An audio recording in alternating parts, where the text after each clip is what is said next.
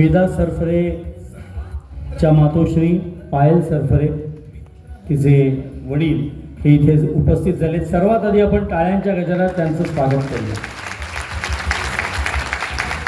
आणि निलेशजी तुम्हाला 2 मिनिटं हे असं धरूनच यासाठी उभं राहावं लागेल, कारण आपण आधी त्यांचा परिचय करूया छानपैकी की वेदा ज्या वेळेला पायलजी वेदाच्या वेळी प्रेग्नंट होत्या त्याच्या आधी त्यांचा मुलगा रुद्र ह्याला त्या न चुकता स्विमिंग ट्रेनिंग देण्यासाठी घेऊन जात होत्या।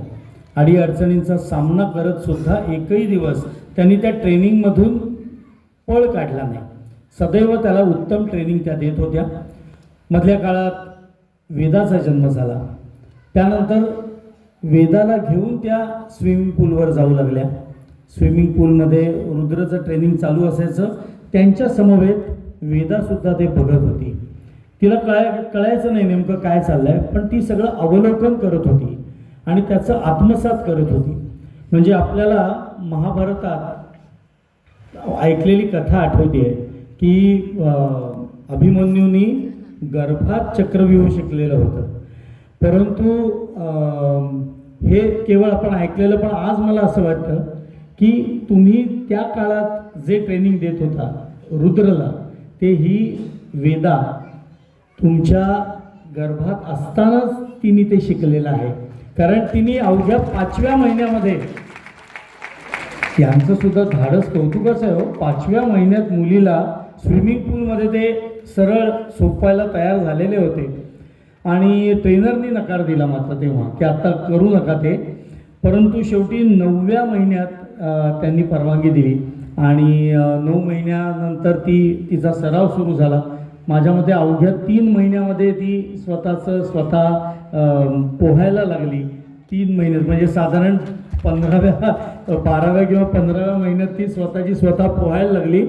मग त्यांनी इंटरनेटवर जाऊन सगळी चौकशी केली, तर असं लक्षात आलं मंडळी, किती मानाची गोष्ट आहे की 2.5 वर्ष हे सगळ्यात न्यूनतम, सगळ्यात कमी वय आहे बाळाचं की जे स्वतः पोहू शकतं। त्याच्यापेक्षा साधारण 6 महिने लहान वेदा असताना ती स्वतः पोहत होती। आणि मग हा विक्रम करायचं त्यांनी ठरवलं आणि आज ते ह्या विक्रमाला त्यांनी गवसणी घातलेली आहे। ही केवळ रत्नागिरीसाठी नाही, तर नागरिक म्हणून आपल्या भारतासाठी, आपल्या राष्ट्रासाठी सुद्धा तितकीच अभिमानाची बाब आहे। आणि उद्या वेदा अनेक पारितोषिकं, अनेक सुयश तिला ह्यात प्राप्त होईल। परंतु आम्हाला आनंद असा आहे की आपल्या घरचं कौतुक जे असतं ना, त्याला एक विशेष महत्त्व असतं। आणि म्हणून आज रत्नागिरीतल्या ह्या वेदाला आमची समर्थ इन्व्हेस्टमेंट तिचं सगळ्यात पहिल्यांदा समर्थ रत्न कौतुक पुरस्कार म्हणजे शाल, श्रीफळ, रोख रुपये 5,000 आणि सन्मान चिन्ह देऊन आज तिला इथे सन्मानित करते। जोरदार टाळ्यांच्या गजरात प्रिया थेटे, अनिरुद्ध थेटे, गौरी आणि निलेश हे समर्थ रत्न कौतुक पुरस्कार देऊन वेदाला इथे सन्मानित करतायत। हां, पालक आणि वेदा, खरं म्हणजे हा पुरस्कार आम्ही स्विमिंग पूलच्या किनाऱ्यावर करणार होतो, परंतु एवढे जण तुम्ही मावले नसतात म्हणून आम्ही इथे करतो। जोरदार टाळ्यांचा गजर झाला पाहिजे। अतिशय देखणा सन्मान, सुयोग्य सन्मान।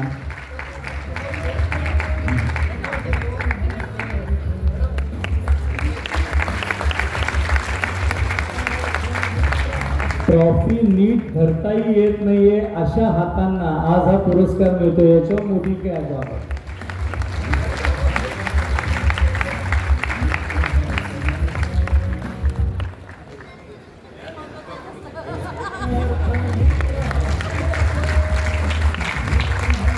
आज तिला समजत नसेल नेमकं काय घडत आहे, पण मला असं वाटतं जेव्हा ती मोठी होईल तिला हे सगळे छायाचित्र आणि व्हिडिओ पाहिल ती, तेव्हा तिला नक्की समर्थ इन्व्हेस्टमेंटबद्दल खूप प्रेम वाटेल, आदर